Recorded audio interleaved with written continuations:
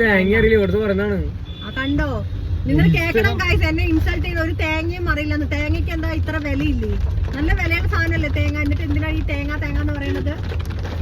എന്നാ പറ, 1 കിലോ തേങ്ങ വില എത്രയാ?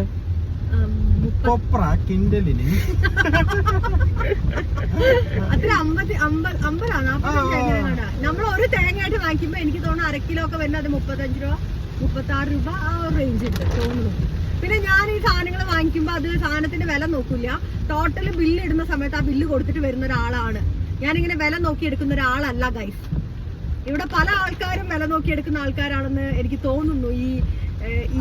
അല്ലല്ല, നിങ്ങൾക്ക് അങ്ങനെ തോന്നുന്നുണ്ടോ? വില നോക്കി എടുക്കുകയാണെങ്കിൽ ഇങ്ങനത്തെ ഐറ്റത്തിന് ഞങ്ങൾ എടുക്കുവോ? അത് പൊളിച്ചു, അതെനിക്ക് ഇഷ്ടപ്പെട്ടു. അതെനിക്ക് ഇഷ്ടപ്പെട്ടു. പക്ഷെ ഇതിന് ഞാൻ തിരിച്ചടി കൊടുക്കും.